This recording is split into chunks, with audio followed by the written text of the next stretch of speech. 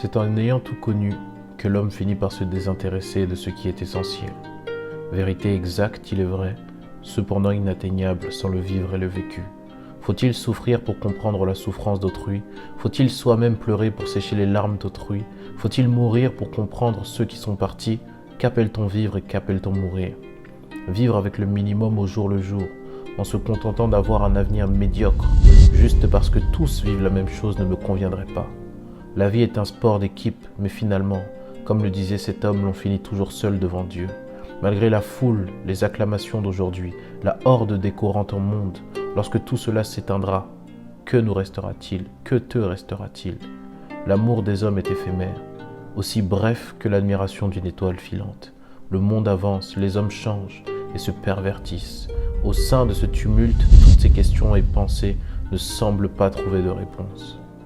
Enfin, c'est ce que j'aurais dit si je ne savais pas déjà la vérité. La vérité, c'est que Dieu me fait comprendre le chagrin de mon prochain, en comprenant mon propre chagrin. Dieu a séché mes larmes pour que je puisse sécher celles de mon prochain. Christ est déjà mort pour moi, donc la mort n'est plus un mystère obscur, mais un ennemi déjà terrassé par l'amour parfait.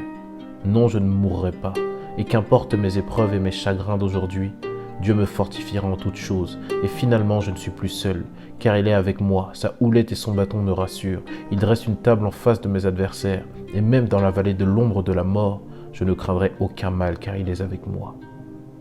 Le monde peut bien aller de mal en pis, de toute façon c'est ce qui arrivera, mais moi je serai gardé, j'observerai la beauté de mon Dieu, et je publierai ses hauts faits.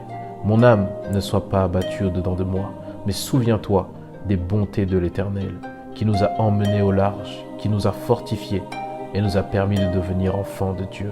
Rien n'est fini. Dieu a agi dans le passé et il agira encore demain. Courage mon âme, ne t'abats pas, sois forte, car Dieu fera de plus grandes choses encore dès demain.